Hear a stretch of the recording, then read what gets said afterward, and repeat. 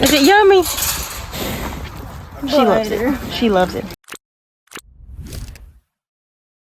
It is 100 degrees and we're out here. I was gonna go over some of what Butter is eating right now. She's our dairy cow. She's a Jersey.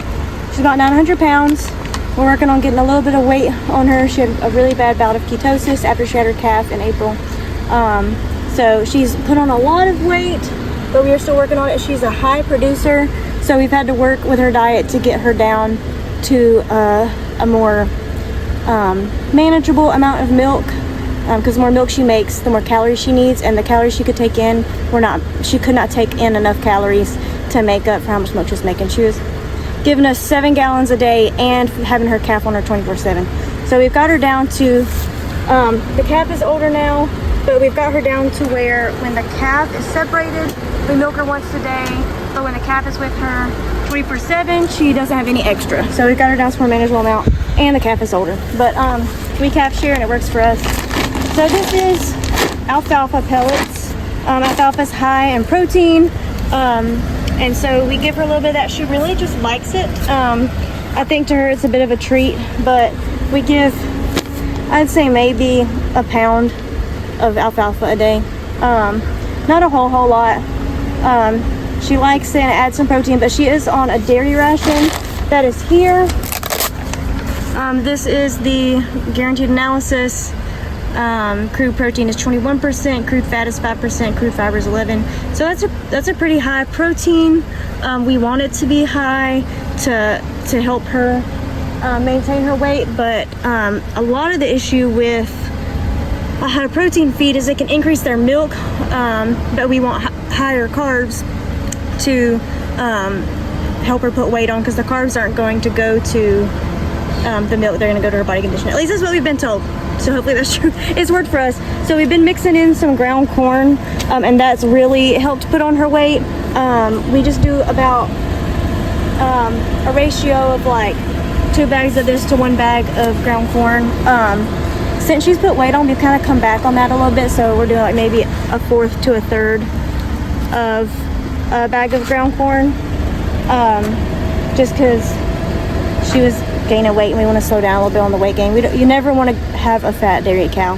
It just causes way more issues than it's worth, especially a Jersey. They don't put fat on quite like an Angus. They're not going to put their fat in their muscle. They're going to put their fat around their organs, much like a deer would. So Jerseys especially are going to put lots of fat around their organs. And the issue is, if we have a cow that's putting extra fat around her organs, we're going to end up with fatty liver, which is going to cause issues with ketosis like she's already been having. We got her when she was dry, and so she was a little overconditioned when we got her, and we think it just contributed to her ketosis, along with her high production. And then you're also going to end up with a lot of fat around the reproductive organs, and that's going to cause issues with conceiving a calf and also with birthing a calf. So this is black oil sunflower seeds. We give her about 3 pounds of that mixed in with her feed. Those are high in vitamin C, lots of fat, selenium. It's got a good bit of protein in there, so that's more so for her to put some weight on because of the fat and oils in it. So that helps. That's going to help her put on some weight. Also just support her from a fat perspective. And then we love this feed.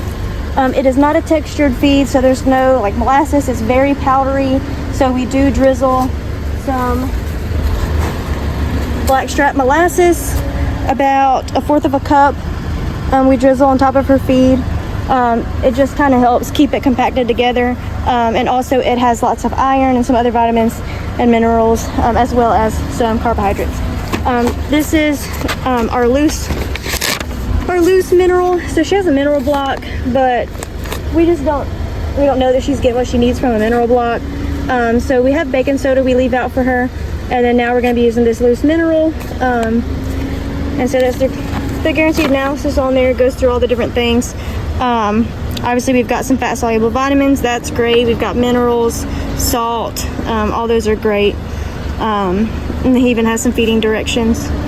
Some people, especially dairies, will mix some of this into the feed to know that their cows are getting what they need. We're just going to put it out, free choice. And then we've had some recommendations. We are in a low selenium area. It is not a low copper area, so like with the goats especially, that's a concern. We haven't had to worry about that because we are in a high copper area. But we are low selenium, so we do give a selenium and vitamin E compound gel just from Tractor Supply, maybe 2 or 3 times a year. And then we provide baking soda. We actually just put that in the pan with her mineral block. Now that we're doing the loose mineral, we will have to change that up a little bit. So we'll probably just put this in a pan under a cover. But that just helps. They make baking soda in their saliva to help buffer their rumen. Their rumen is that big organ that's going to hold all their feed and helps ferment things. Has lots of protozoa and bacteria and fungi in it to help break down their roughage. So obviously, like, we can't just live on grass, but because we don't have a rumen with lots of microbes in it that break down the cellulose and the fibers and stuff that are in the grass.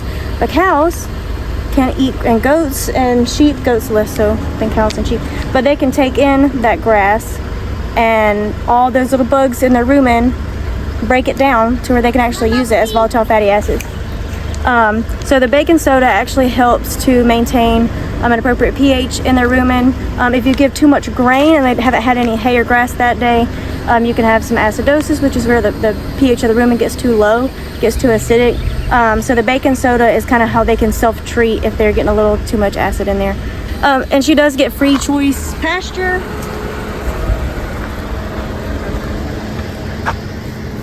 We keep a round bale out next to her mineral that she has access to at all times, and then she has access to 5 acres of pasture.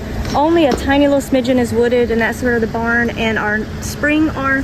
The spring is always flowing and always ice cold, so they have that source of water, which definitely saves us a lot of effort. We don't have to worry about running water to a trough. But she has that hay in case she wants to eat it that day. She honestly doesn't really like it that much. She doesn't care for it. She'd rather have the grass. But her calf loves the hay. I think it's just not as good quality, and Butter knows she can tell that the grass is better quality, so she eats it. Our pasture is not amazing forage, but it is forage, and so she eats it. We've got a lot of Johnson grass, which I know isn't super ideal, but with this weather right now, it doesn't really matter. We've got some fescue, orchard grass, some bluegrass. I seeded some rye and some oat hay, or I guess just oats, whatever. And so we're working on the pasture, but that's kind of part of why we have the animals. You can see it. She said, I like this hay, it makes a good bed.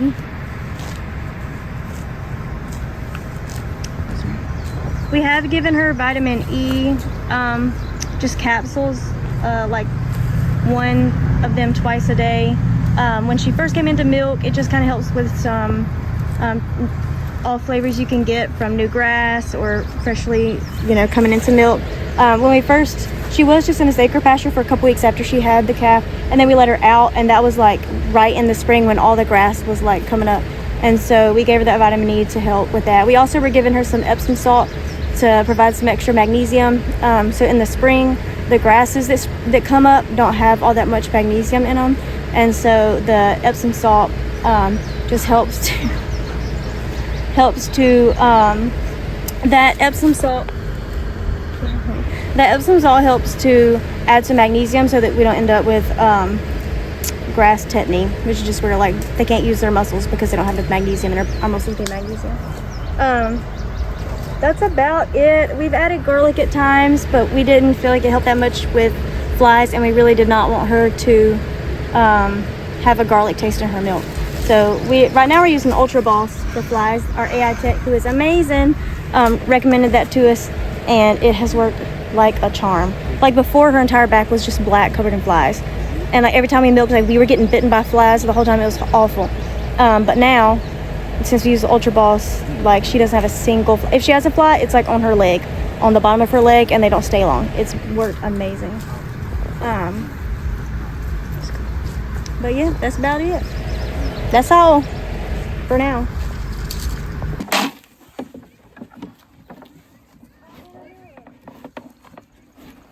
She looks like a big fat tub of lard sitting there.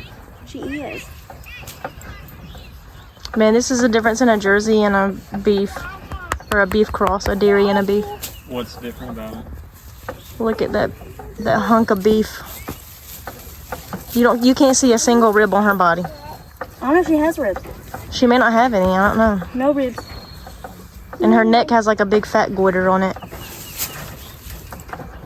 are there so many syringes everywhere? Beep, beep, beep. Is it yummy, Butter? Woo! Is it yummy? She loves it. She loves it. Especially those alfalfa pellets.